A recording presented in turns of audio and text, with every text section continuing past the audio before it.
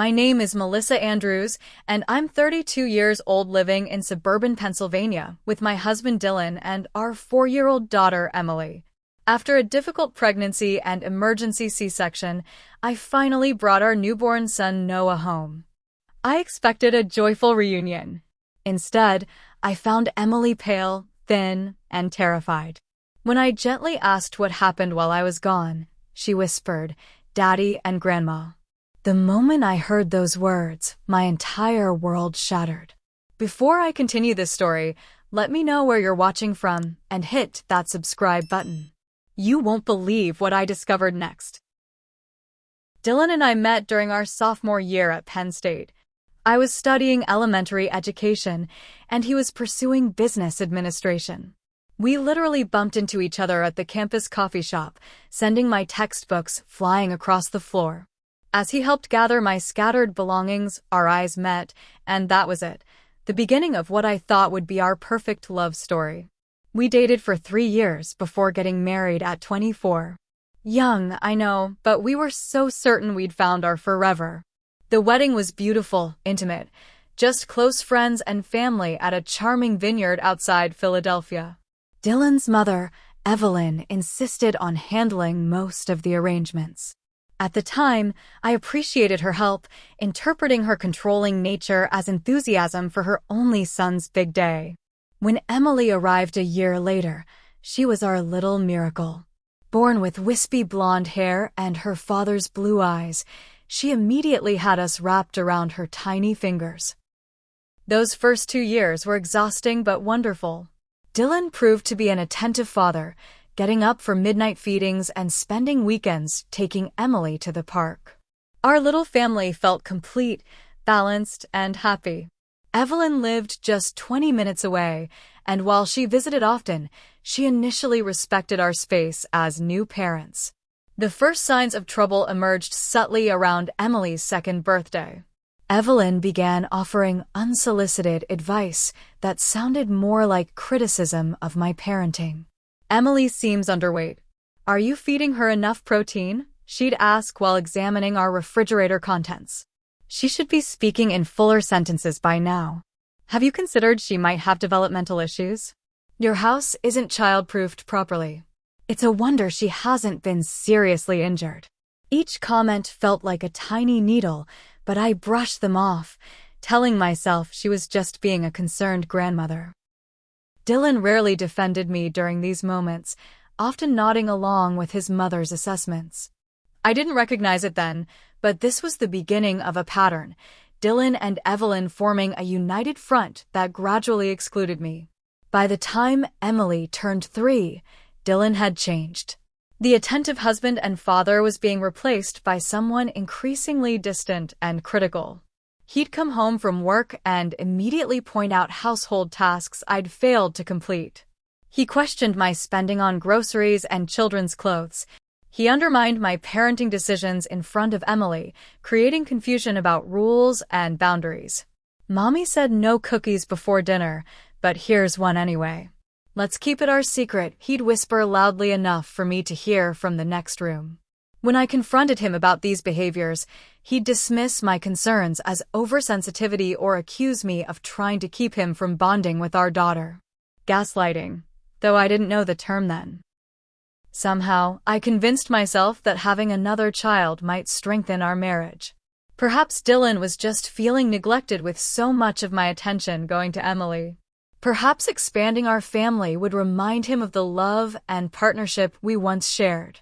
Looking back, I recognize how desperate and flawed this reasoning was, but at the time, it seemed like our best chance. The pregnancy was difficult from the start. Severe morning sickness kept me bedridden for weeks. As my condition worsened, Evelyn began coming over daily, ostensibly to help with Emily and household chores. In reality, she was establishing herself as the primary caregiver, the real mommy figure, while I was sidelined by pregnancy complications. Emily, once so vibrant and chatty, grew quieter around her father and grandmother. She began having nightmares, wetting the bed despite being fully potty trained. When I expressed concerns to Dylan, he attributed these changes to jealousy over the coming baby. "She'll adjust," he said dismissively. "You're making mountains out of molehills again." Meanwhile, my support system was shrinking. My best friend Rachel had moved to Seattle for work. My sister Stephanie lived in Arizona with her family. Phone calls with them became less frequent as Dylan complained about long-distance charges or interrupted our conversations with urgent requests for assistance. Gradually, I lost touch with the people who might have recognized what was happening. Financial control came next. Dylan insisted on merging our separate accounts into a joint one that he primarily managed. My teaching salary was directly deposited, but I had to justify every withdrawal.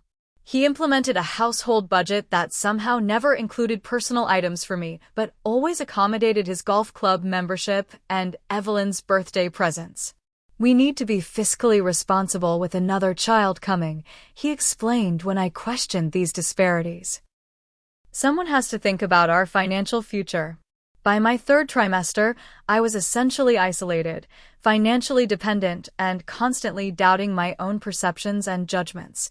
The red flags were flying, but I dismissed them as pregnancy hormones and stress about the upcoming birth. I told myself everything would improve once the baby arrived and my health returned. How terribly wrong I was. My water broke 3 weeks before my due date. Dylan was at a business dinner and didn't answer his phone for nearly an hour. When he finally arrived home, he seemed annoyed rather than concerned, complaining about having to leave an important meeting with clients. He drove too fast to the hospital, blaming me when we hit every red light. "If you just waited until tomorrow to have contractions like the doctor predicted," he muttered, as if I had any control over the situation. After 36 hours of labor, the baby's heart rate began dropping dangerously. The doctor ordered an emergency C-section. I remember the blinding lights of the operating room, the cold fear spreading through my chest, and asking repeatedly, "Where's Dylan?" He had stepped out to make some calls and nearly missed the birth of his son. Noah James Andrews arrived weighing 5 pounds, 7 ounces. His tiny lungs weren't fully developed, requiring immediate NICU care. I caught only a glimpse of his scrunched face before they whisked him away.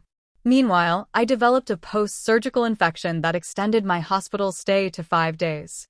Dylan's behavior throughout this ordeal was bewildering. He visited briefly each day, usually around lunchtime, staying just long enough to take a picture of Noah or me to post on social media. He seemed impatient, constantly checking his watch and phone. When nurses asked about his limited presence, he cited work pressures and taking care of our daughter. "Someone has to keep earning money and looking after Emily," he'd say loudly enough for the hospital staff to hear, painting himself as the responsible parent managing everything alone. More disturbing was how often Evelyn came in Dylan's place.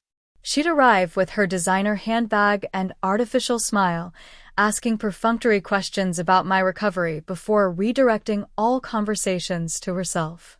"Emily and I are getting along splendidly," she'd boast. "She hardly even asks about you anymore." Dylan and I reorganized her bedroom.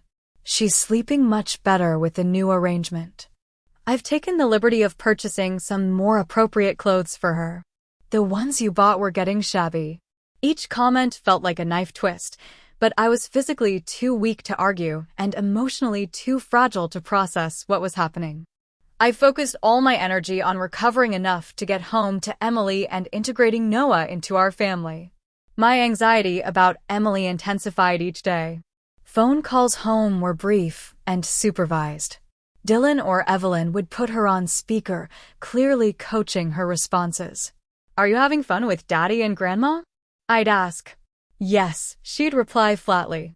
"What did you do today, sweetheart?" "Played." "Do you miss Mommy?"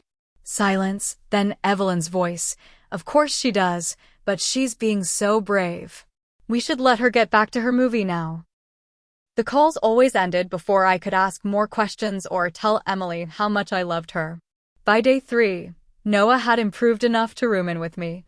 Those quiet moments with my newborn son became my sanctuary. As I traced his tiny features with my finger, I promised him a happy, loving home, even as I worried about what was happening in that home without me. On day 4, Rachel surprised me with a visit. She'd flown in from Seattle after not being able to reach me for days. The moment she walked into my hospital room, her face registered shock. "Melissa, what the hell is going on? I've been texting and calling for a week." Dylan finally answered and said you were too busy with the baby to talk. Rachel's presence was like oxygen to a suffocating person. With her, I could finally voice my growing fears about Dylan, Evelyn, and their treatment of Emily. Rachel listened without judgment, then gently suggested what I had been afraid to acknowledge. "Mel, this sounds like textbook emotional abuse and isolation. I'm worried not just for you but for Emily too. She offered to drive me home when I was discharged, but I declined." Confronting Dylan with Rachel present would only escalate tensions. Instead, we developed a safety plan, regular check-ins, code words for emergency situations, and contact information for domestic abuse resources. As discharge day approached, the nursing staff seemed reluctant to see me leave. One night nurse, Kimberly, sat with me during a 3 a.m. feeding. "Honey, I've been doing this job for 20 years. I know when something's not right at home," she said quietly. "Your husband's behavior raises some red flags for us." She slipped me a card for the hospital social worker and another for a domestic violence hotline. I tucked them into my toiletry bag, simultaneously grateful and horrified that strangers could see what I had been trying to deny. The drive home from the hospital was suffocating with tension. Dylan complained about hospital parking fees, the inconvenience of rearranging his work schedule, and how Evelyn had sacrificed so much to help during my absence. I barely listened, focused instead on the gnawing dread in my stomach as we approached our house. "Emily's probably napping," Dylan said as we pulled into the driveway. "Don't wake her up. She's been on a good schedule with Grandma." I nodded silently, clutching Noah's carrier. As we walked toward the front door, I felt like I was entering a stranger's home rather than returning to my own. The house smelled wrong. Instead of the familiar scent of our home, a mixture of the lavender candles I loved, Emily's Play-Doh creations, and the lingering aroma of whatever I'd last cooked, the air was heavy with artificial pine cleaner and Evelyn's cloying perfume. The living room was spotless, stripped of the cozy clutter that made it ours. Emily's art projects, normally proudly displayed on the refrigerator, were gone. Her toys, usually scattered across the living room floor, had vanished. "We did some cleaning," Dylan explained, noticing my confusion. The house was a disaster, not suitable for bringing home a newborn. I walked through our home feeling increasingly disoriented. The kitchen gleamed with an unnatural tidiness. The family photos on the mantel had been rearranged, with several of just Emily and me mysteriously missing. "Where's Emily?" I asked, strain evident in my voice. "In her room. Like I said, she's napping," Dylan replied, irritation edging his words. I handed Noah's carrier to him and made my way upstairs, my C-section incision protesting with each step. When I reached Emily's bedroom door, I paused, listening. No sound came from within. I opened the door slowly, bracing myself. The sight that greeted me shattered my heart. While the common areas of our house had been sanitized to perfection, Emily's room was in disarray. Her dresser drawers hung open, half empty. Books had been swept from shelves into cardboard boxes. Most disturbing was Emily herself. My vibrant, energetic daughter lay curled on her bed, awake but motionless. Her hair, which I'd always kept neatly trimmed and clean, was matted and dull.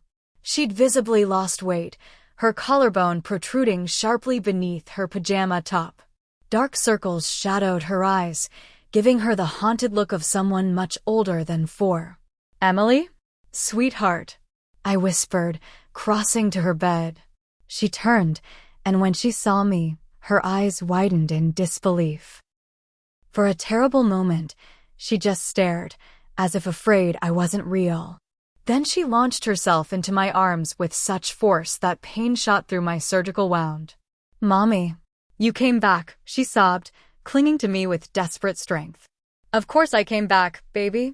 Mommy just had to stay at the hospital to get your brother and get better." I stroked her tangled hair, alarmed at how prominently I could feel her spine through her shirt.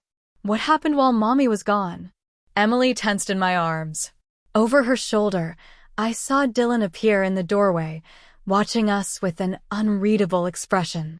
"Emily's been acting out," he said before she could answer. "Having tantrums, refusing to eat. Evelyn thinks she might need to see a child psychologist." Emily buried her face deeper into my neck, trembling. "I think she's just overtired right now," I replied carefully. "Why don't I help her clean up and get ready for dinner?" Dylan lingered for another moment before nodding curtly. "Evelyn's bringing dinner at 6. She's staying the night to help with Noah." After he left, I gently disengaged Emily enough to look into her face. "What happened while Mommy was gone?" I asked again, softly. Her lower lip quivered. She glanced fearfully at the door, then whispered, "Daddy and Grandma," before stopping abruptly, terror flooding her expression. "It's okay, you can tell Mommy anything," I encouraged, my heart pounding. But Emily shook her head violently and slid off the bed, crawling underneath it. "Can't tell. Secret. Bad things happen when I tell secrets." I was still trying to coax her out when Evelyn arrived, announcing her presence with the theatrical slamming of the front door and calling out, "Where's my precious grandson?" "Grandma's here." Dinner was an exercise in surreal theater. Evelyn had brought an elaborate meal, roast chicken, mashed potatoes, green beans, and insisted on serving everyone herself. She heaped food onto Dylan's plate, gave me a significantly smaller portion, and placed just a few bites on Emily's. "She hasn't been eating much," Evelyn explained with exaggerated concern. "We don't want to overwhelm her delicate system." Throughout the meal, Emily sat frozen in her chair, eyes down, responding only when directly addressed and then with whispered one-word answers. She flinched when Dylan reached across her for the salt, and again when Evelyn's hand came near her to adjust her napkin. After dinner, while Dylan and Evelyn cooed over Noah in the living room, I took Emily upstairs for bath time, our special ritual that predated all this strangeness. As I helped her undress, I discovered the first physical evidence that something was terribly wrong: fingerprint-shaped bruises on her upper arms and similar marks on her legs. "Emily, baby, how did you get these bruises?" I asked, fighting to keep my voice calm. She looked at me with those haunted eyes. "I was bad." "What do you mean you were bad? What happened?" "Grandma said I couldn't cry for you anymore. It was selfish and manipulating." She struggled with the big word. When I cried anyway, she held me really tight until I stopped.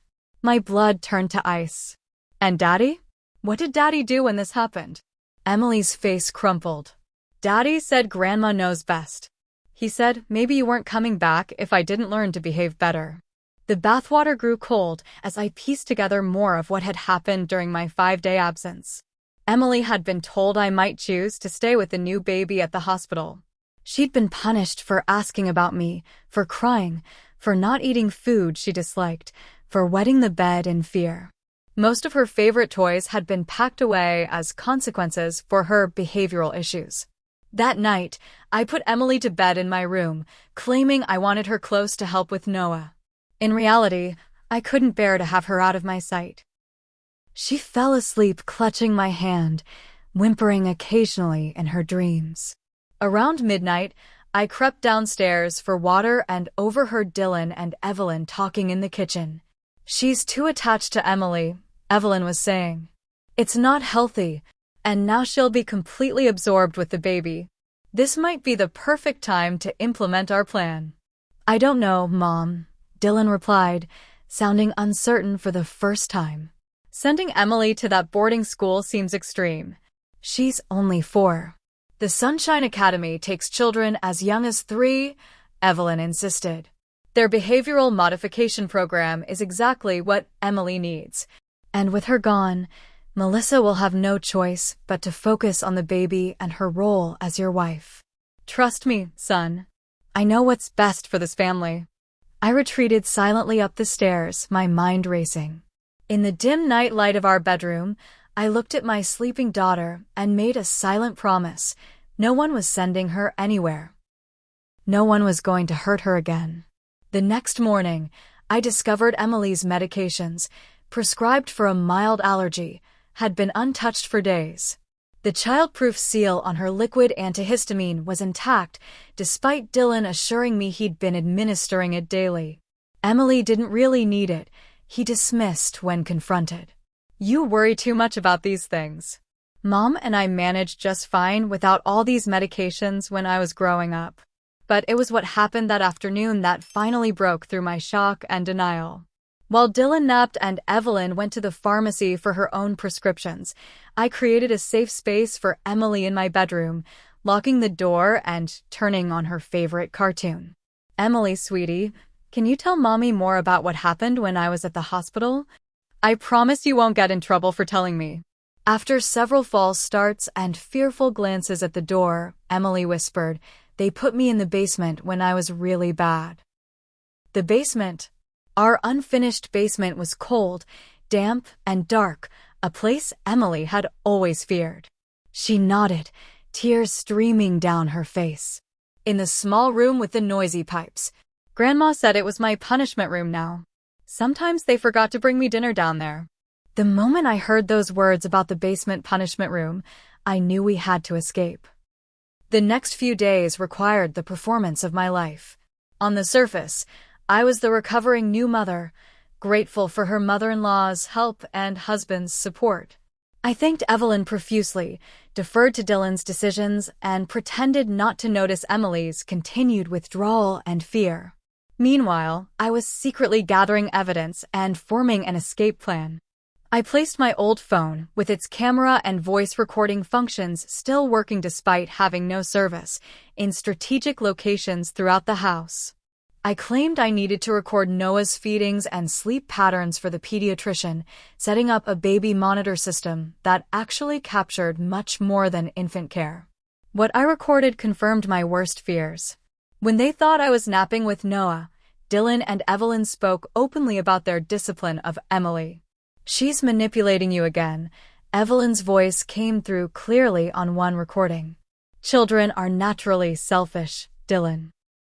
If you don't break that willfulness now, she'll be impossible as a teenager." "I know, Mom. You're right as always," Dylan responded. "But maybe we should ease up on the basement punishment while Melissa's home. She seemed suspicious yesterday." "Nonsense.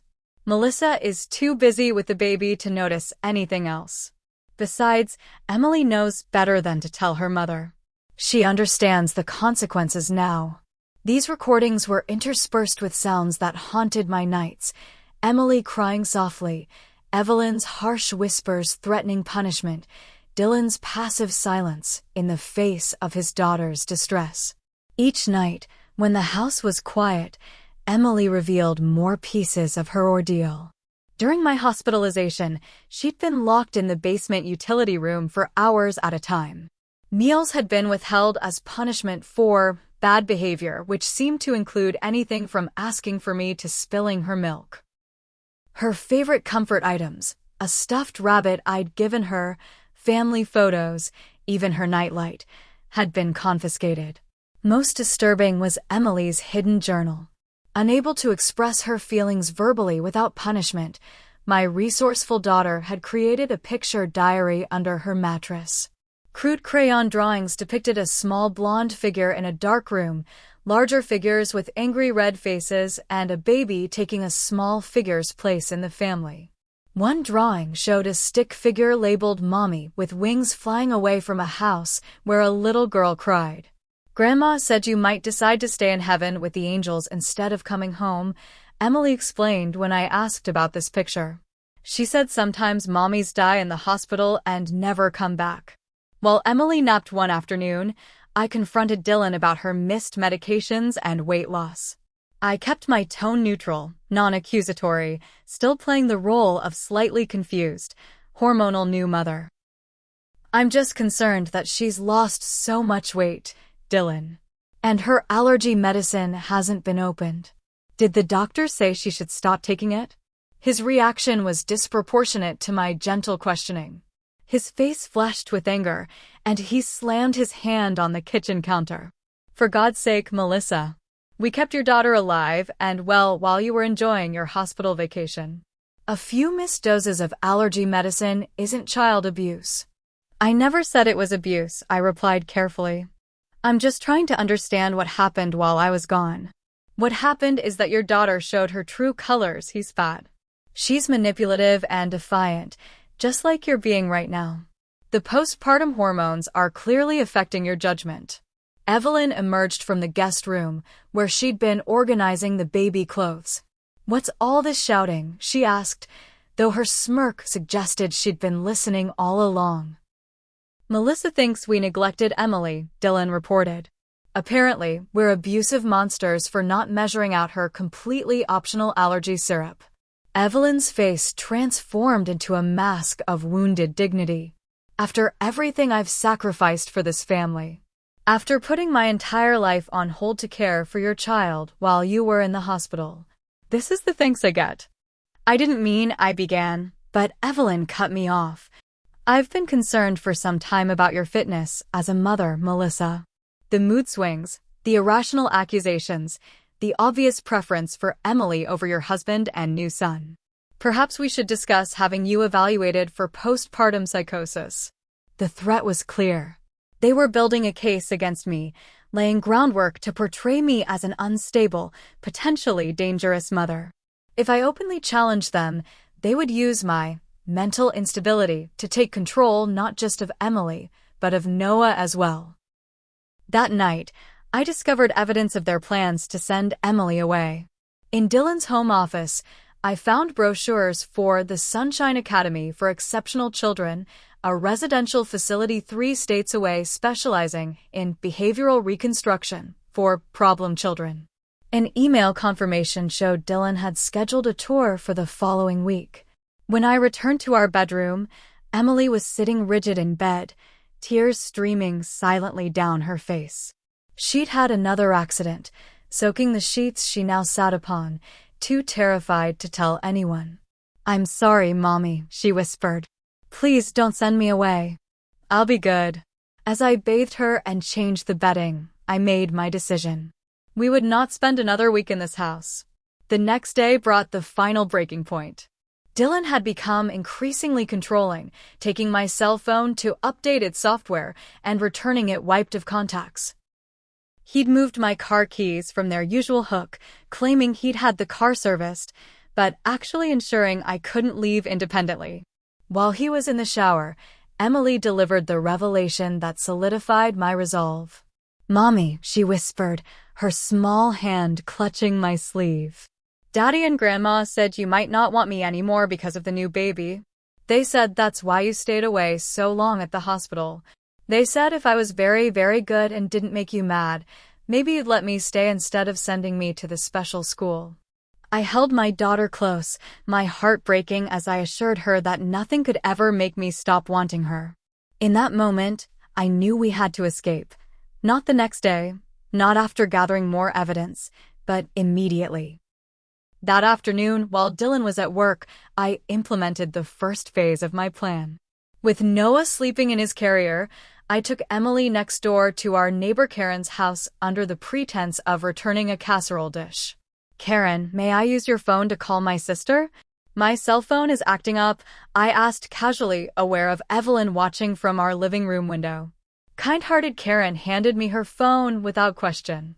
In the bathroom with the fan running for privacy, I called Stephanie and spoke in rushed whispers. I need help. Dylan and his mother have been abusing Emily. We need to get out today. Can you book us a hotel room under your name? I'll pay you back. Stephanie, bless her, asked no questions in that moment. She promised to arrange everything and call Karen's phone with the details. When we returned home, Evelyn announced she was taking Emily for an overnight visit to her house. Dylan and I discussed it this morning, she informed me. You're clearly overwhelmed with the baby, and Emily needs some grandmother time. I've already packed her things. Indeed, a small suitcase stood by the front door. The sight of it, the physical manifestation of their plans to separate me from my daughter, triggered something primal within me. No, I said firmly. Emily is staying here with me. Evelyn's eyes narrowed. This isn't a request, Melissa. Dylan has already agreed. Emily, go get your jacket. Emily looked between us, trembling. When she didn't move immediately, Evelyn grabbed her arm. Now, Emily. Don't touch her, I warned, stepping between them. Evelyn laughed coldly. Look at yourself. You're hysterical over nothing. This is exactly why Dylan and I have concerns about your mental state. Perhaps Emily isn't the only one who needs residential treatment. The front door opened, and Dylan walked in earlier than expected. He assessed the scene, Evelyn holding Emily's suitcase, me protectively shielding my daughter, Noah beginning to wail in his carrier, and his face hardened. What's going on? He demanded. Your wife is having another episode, Evelyn reported. She's refusing to let me take Emily for the weekend as we discussed. Dylan turned to me, his voice dangerously quiet. We agreed this would be good for everyone, Melissa. Emily goes with Mom. End of discussion. When did we agree to this? I challenged. You made this decision without me, just like you've been making all the decisions lately, including how to abuse our daughter while I was in the hospital. The room went deadly silent. Even Noah's cries seemed to pause. You have no idea what you're talking about, Dylan finally said. You're confused. Emotional. Not thinking clearly. I'm thinking more clearly than I have in months, I replied. Emily told me everything. About the basement punishment room. About withholding food. About telling her I might not come back from the hospital. Emily, go to your room, Dylan ordered sharply. But Emily, finding courage I hadn't known she possessed, suddenly shouted no. You're mean. You and Grandma are mean. You locked me in the dark and said Mommy didn't love me anymore. You said I was bad when I cried. The raw truth from a 4-year-old's mouth hung in the air like a thunderclap. Evelyn reacted first, her hand flying out to slap Emily across the face. Lying little brat. I caught her wrist before she made contact. Don't you dare touch my daughter. Dylan grabbed my shoulders, shoving me backward. Take your hands off my mother. I stumbled, catching myself against the wall. Emily, take Noah and go to the nursery. Lock the door like we practiced. To her eternal credit, my brave 4-year-old scooped up her baby brother's carrier and ran for the stairs. This has gone far enough, Dylan growled, advancing toward me. You've poisoned Emily against us. You're sick, Melissa. You need help. The only sick people here are you and your mother, I shot back. What kind of father locks his 4-year-old in a basement? What kind of grandmother tells a child her mother might not come home?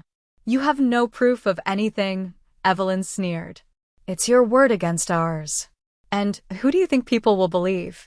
The respected businessman and his mother?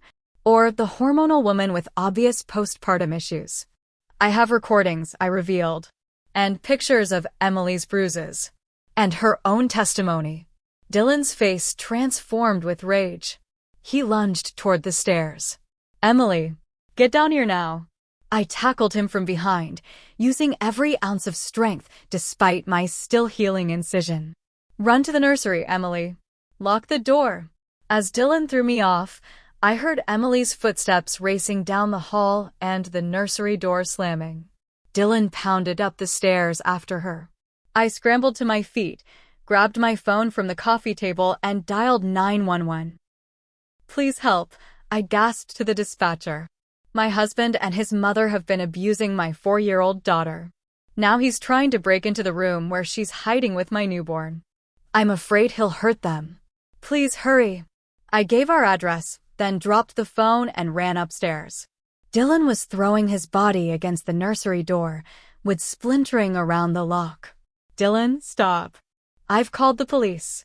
He whirled on me, face contorted with fury. You stupid bitch. You've ruined everything. He charged toward me as the sound of sirens grew in the distance. I ducked into our bedroom, slamming and locking the door just as his body crashed against it. "Open this door," he roared, pounding with both fists. "Open it now, or I swear to God, Melissa, you'll regret it." I backed away from the door, heart pounding, listening to the dual assault. Dylan on our bedroom door, Evelyn now working on the nursery door, her shrill voice carrying through the hallway. "Emily, darling, open up for Grandma. Mommy is confused. She needs doctors to help her. Please, sweetheart." The front door crashed open downstairs. "Police." Everyone freeze. The next moments were chaos. Officers storming upstairs, securing Dylan and Evelyn, others gently coaxing me from the bedroom, and Emily from the nursery. Emily flew into my arms, still clutching Noah's carrier, both children somehow unharmed. A female officer named Andrea knelt beside us as we huddled on the hallway floor. "You're safe now," she assured us. "Can you tell me what happened?" Through tears, Emily grabbed the officer's hand. "Daddy and Grandma put me in the dark basement when I asked for Mommy. They said I was bad. They said Mommy might not want me anymore because of the baby." Andrea's professional demeanor cracked momentarily, her eyes softening with compassion. She squeezed Emily's hand gently before turning to me. "We'll need statements from both of you. A child services representative is on the way." As Dylan and Evelyn were led handcuffed to separate police cars, they maintained their fiction. "She's unstable." Evelyn called to anyone who would listen. "Postpartum psychosis. The children aren't safe with her." Dylan's face was cold, calculating. "This is a misunderstanding. My wife needs psychiatric help. I'm worried about my children's safety." But their protests fell flat against Emily's clear testimony to the child services worker, the photos of her bruises, the recordings I'd gathered, and most damning of all, the punishment room officers discovered in our basement. A utility closet with a chair, restraints fashioned from bungee cords, and Emily's tear-stained drawings on the concrete floor. Hours later, as a police officer helped us pack essential belongings, our elderly neighbor Mr. Jenkins approached hesitantly. "I should have said something sooner," he confessed, voice heavy with regret. "I heard that little girl crying from your basement window night after night while you were in the hospital. I told myself it wasn't my business. I'm so sorry." By midnight, a temporary restraining order had been issued against both Dylan and Evelyn.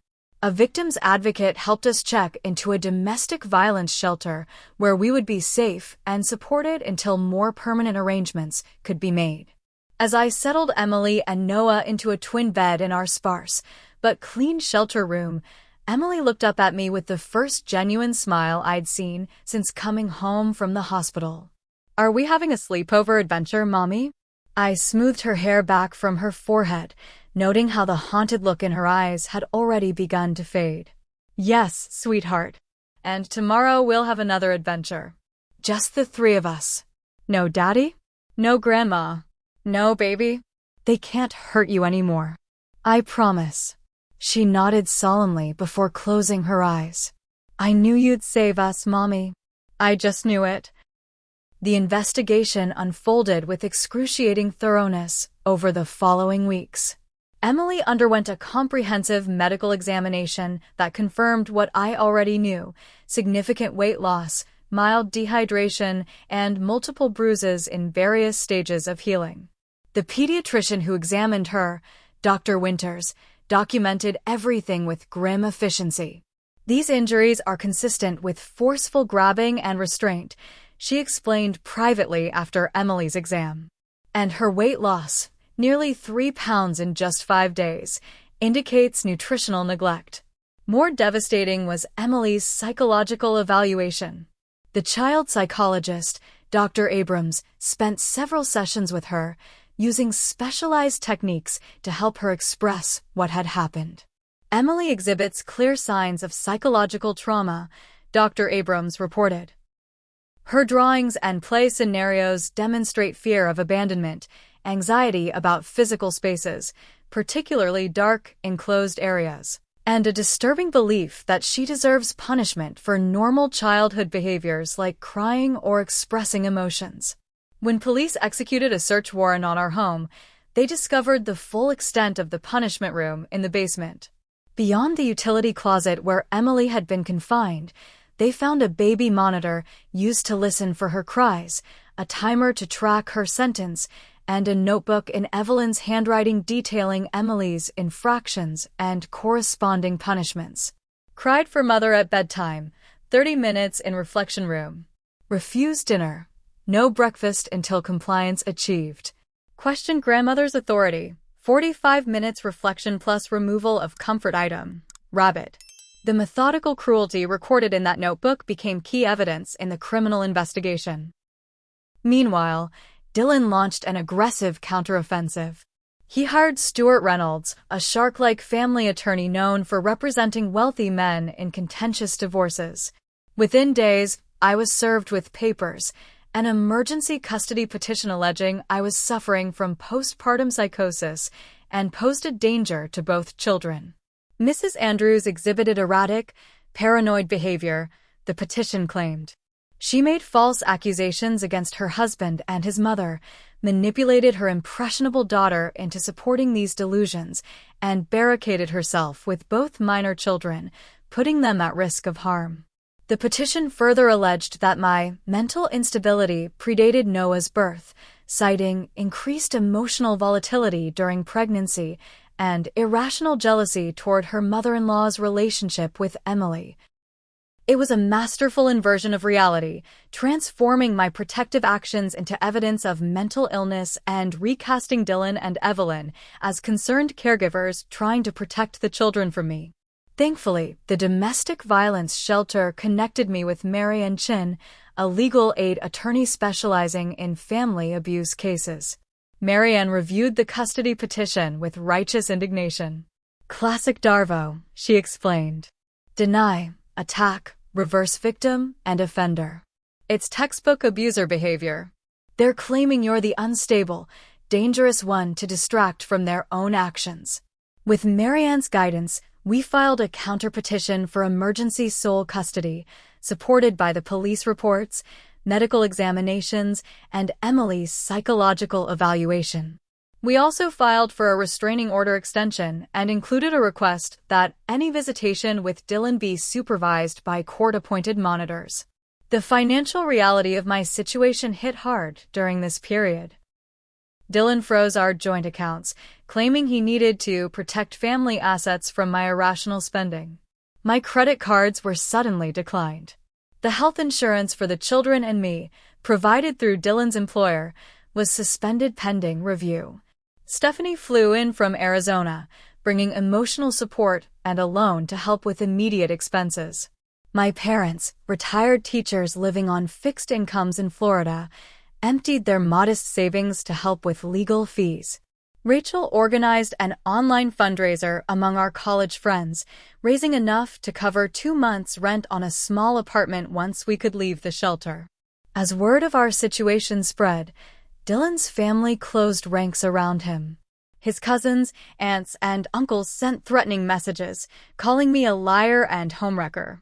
His brother James, whom I'd always considered a friend, left a voicemail that still haunts me.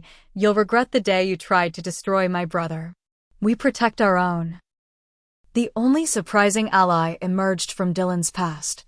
His college girlfriend, Amber, contacted Mary Ann after seeing a mutual friend's social media post about our fundraiser. Dylan's mother did the same thing to me, she revealed in her sworn statement. When Dylan and I were serious, Evelyn began undermining me, isolating me from my friends, convincing Dylan I was mentally unstable. When I tried to break things off, they both threatened to report me for fabricated crimes to destroy my teaching career. I believe Melissa and Emily's accounts completely because I lived a version of this nightmare myself. The preliminary custody hearing arrived 3 weeks after that terrible night. I hadn't seen Dylan since his arrest, and entering the courtroom to find him sitting there in a crisp suit, expression arranged into perfect concerned sadness, sent cold fear through my veins. Beside him sat Evelyn, dressed like a grieving grandmother in muted gray, a tissue clutched in her hand for dramatic effect. Judge Rebecca Okonkwo, a no-nonsense veteran of family court, reviewed the evidence thoroughly. When Dylan's attorney attempted to introduce character witnesses to testify about my alleged instability, she cut him off. Mr. Reynolds, I have reviewed the police reports, medical examinations, expert psychological evaluations, and physical evidence recovered from the Andrews home. I find the evidence of abuse compelling and deeply disturbing. She turned her stern gaze to Dylan. Mr. Andrews, this court takes allegations of domestic violence and child abuse with the utmost seriousness. The documentation of your daughter's physical and psychological injuries is extensive. The police discovery of a punishment room in your basement is, frankly, chilling. Dylan attempted to interject, but Judge Okonkwo silenced him with a raised hand. I am granting the petitioner's request for temporary full custody of both minor children. The respondent is entitled to supervised visitation once weekly to be conducted at the Family Court Services Center with a court-appointed monitor present at all times. To Evelyn, she added, Mrs. Andrews Sr., the restraining order against you is extended for 6 months. You are to have no contact with your grandchildren during this period. As we left the courtroom, Dylan caught my eye briefly. The mask of concerned father slipped, revealing the cold rage beneath. This isn't over, he mouthed silently. He was right about that, at least. The following day, his attorney filed appeals and motions to reconsider.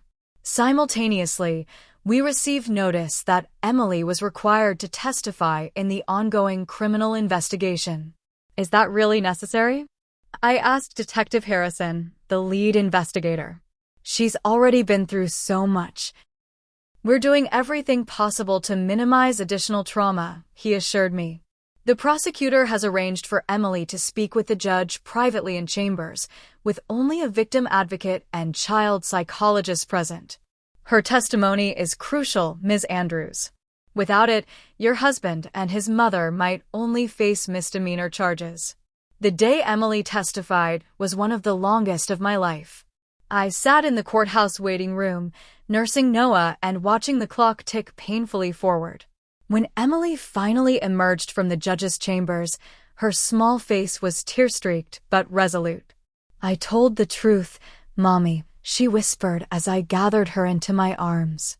I told them everything. The judge's clerk approached us with a sad smile. Your daughter is remarkably brave, she said quietly. Judge Pearson asked me to tell you he's recommending felony charges based on her testimony. 2 days later, both Dylan and Evelyn were formally charged with child endangerment, false imprisonment, and criminal child abuse. They surrendered to police for booking and were released on bail pending trial. The mugshots of my husband and mother-in-law appeared in the local paper, transforming our private nightmare into public knowledge. At Emily's preschool, parents who had once been friendly became awkwardly solicitous or subtly accusatory, depending on which version of events they believed. Our family therapist explained that this was common in abuse cases. The community often struggles to accept that someone they knew and trusted could commit such acts. Some people will choose to believe the more comfortable lie rather than the uncomfortable truth, she explained. Their disbelief isn't about you. It's about protecting their own sense of safety and judgment. 6 months after that terrible homecoming, we finally had our day in family court. The full divorce and custody hearing would determine our long-term future. By then, we had established a new normal, a small 2-bedroom apartment, regular therapy for Emily, a part-time return to my teaching job while Noah attended the school's staff daycare. Dylan arrived with a new strategy. Gone was the accusatory husband claiming mental instability. In his place was a repentant father seeking reconciliation. I've undergone extensive counseling, he told the court. I recognize now that I allowed my mother's influence to override my paternal instincts. I deeply regret the pain caused to my children and am committed to rebuilding my relationship with them. It was a masterful performance. Even I, who knew better than anyone the manipulation he was capable of, felt a momentary twinge of doubt. Judge Okonkwo, however, remained unmoved. Mr. Andrews, this court has seen many abusers suddenly discover remorse when faced with consequences. Your apparent contrition, coming only after criminal charges and 6 months of supervised visitation, seems conveniently timed.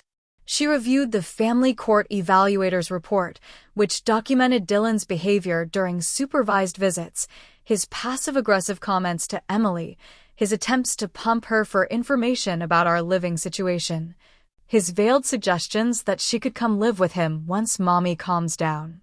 But it was Emily's own testimony, again delivered privately in the judge's chambers, that proved decisive. Your daughter remains frightened of you, Mr. Andrews, Judge Okonkwo reported. When asked about the possibility of unsupervised visits, she became physically ill. The court-appointed therapist had to end the interview due to her extreme distress. The final custody order granted me full physical and legal custody of both children. Dylan retained supervised visitation rights, with a clear path to expanded access contingent upon completion of a certified batterer's intervention program, parenting classes, and individual therapy. As for Evelyn, her rights to contact with the children were permanently restricted. Any future grandparent visitation would require my explicit written consent and court approval. The court finds that Mrs. Andrews Sr. posed and continues to pose a significant threat to the emotional and physical well-being of these children, Judge Okonkwo stated firmly. Her role in orchestrating and participating in the abuse of Emily Andrews was substantial and premeditated. As we left the courthouse for the final time, Emily looked up at me with clear eyes that had slowly lost their haunted look over months of safety and therapy. Are we really free now, Mommy? I lifted her into my arms, my heart full. Yes, sweetheart. We're really free. 1 year after leaving that house of horrors, Emily and I stood in our new apartment's kitchen, carefully placing 5 candles on a homemade birthday cake for Noah. 6 months had passed since the final custody hearing, and while the criminal case against Dylan and Evelyn was still proceeding through the courts, our daily lives had found a rhythm of safety and healing.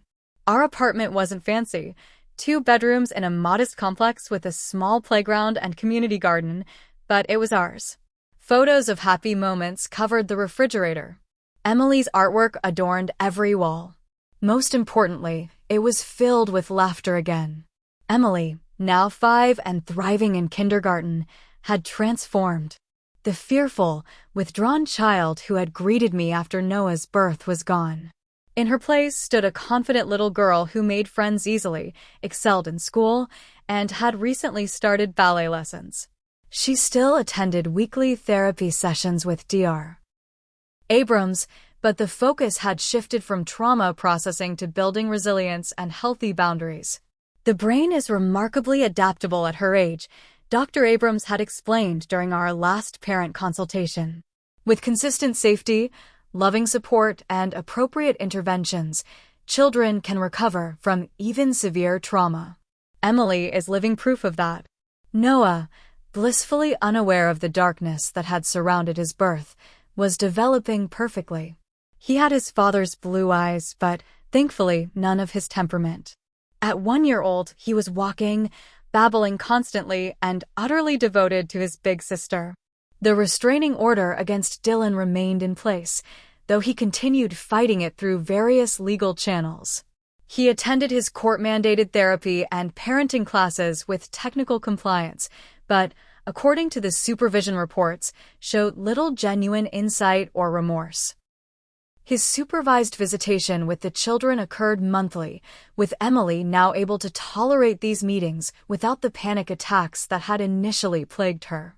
Evelyn had violated her restraining order twice, once by sending Emily an elaborate birthday gift with a manipulative note, and again by accidentally appearing at Emily's school during a public event. Each violation strengthened our case and extended the protection order. The criminal proceedings moved slowly through the justice system, with preliminary hearings and evidence reviews stretching the process. Dylan had hired an aggressive criminal defense attorney who filed motion after motion, clearly aiming to delay the trial as long as possible. But the prosecutor remained confident, especially after the judge denied motions to suppress Emily's testimony and the evidence from our home. Financial independence had been hard-won. After the divorce settlement provided only minimal support, Dylan had successfully hidden most assets. I returned to teaching full-time at the elementary school where I'd worked before Emily's birth. My principal, understanding our situation, arranged for both children to attend the school's staff childcare program at reduced rates. Rachel and Stephanie organized a crowdfunding campaign that helped cover legal fees. My parents relocated from Florida to a small apartment nearby, providing invaluable emotional support and occasional childcare. Slowly, we built a network of true friends and family to replace the isolation Dylan and Evelyn had engineered. The domestic violence support group I joined became another pillar of our new life. Meeting weekly with other survivors, sharing strategies and validation, helped me process my own trauma and shame about not recognizing the abuse sooner. Abusers don't start with the big things, Counselor Tara reminded us often. They start with small boundary violations, subtle undermining, gradual isolation. By the time the major abuse begins, your normal meter is already broken. None of you failed by not leaving sooner. You succeeded by leaving at all. On Noah's first birthday, as Emily helped him blow out his candles, my phone rang with news that would complete our journey to safety. The prosecutor was calling to inform me that faced with the overwhelming evidence against them, Dylan and Evelyn had both accepted plea deals. Dylan would serve 18 months in county jail, followed by 5 years probation. Evelyn received 12 months plus probation. Both were required to complete certified abuse intervention programs and would carry permanent felony records. Most importantly, the plea included permanent restraining orders protecting both children until their 18th birthdays. That evening, after the children were asleep, I sat on our small balcony watching the sunset, feeling the weight of the past year finally begin to lift. My phone buzzed with a text from Rachel. "You did it, warrior mama. Your babies are safe because of your courage." For the first time since this ordeal began, I allowed myself to fully believe it was truly over. We were safe. We were healing. We had survived. 6 months later, I stood before a room of social work students at the local university, sharing our story as part of a training program on recognizing and responding to family abuse. What had begun as a one-time speaking engagement evolved into regular advocacy work with local domestic violence organizations. Trust your instincts, I told these future professionals. When something feels wrong in a family system, investigate thoroughly. You might be the only person who can hear a child's silent cry for help. After one such presentation, a young mother approached me privately, tears streaming down her face. "Your story is my story," she whispered. "But I'm still living it. My husband and his parents, my children." She couldn't finish. By the end of that day, she and her 3 children were safely installed in the same shelter that had once housed Emily, Noah, and me. Watching her begin the journey we had completed gave profound meaning to our suffering. Emily continues to amaze me daily with her resilience and compassion. During a recent bedtime conversation, she demonstrated wisdom far beyond her 6 years. "Mommy," she said thoughtfully, "remember when Daddy and Grandma were mean to me?" My heart clenched. "Yes, sweetheart. I remember. I used to think it was my fault. That I was a bad girl." "You were never bad, Emily. Never. They were wrong to hurt you." She nodded solemnly. "I know that now. Dr. Abrams says some grown-ups have darkness inside them that makes them hurt people, even when they shouldn't." "That's true," I agreed carefully. "But you know what, Mommy? I don't have to let their darkness live inside me anymore. I can choose light instead." Out of the mouths of babes. Today, our life bears little resemblance to the controlled, fearful existence we once endured. We've moved to a different town, close enough for my parents to visit regularly but far from the painful memories of our former home. I've returned to graduate school, pursuing a degree in counseling with a specialization in trauma and resilience. Emily thrives in first grade and her expanding world of activities. Noah, now a rambunctious toddler, fills our home with energy and joy. The journey from that terrible homecoming to our present peace wasn't linear or simple. There were setbacks, nightmares, days when trauma resurged unexpectedly. There still are sometimes. Healing isn't a destination, but a continuing process, one we navigate together as a family.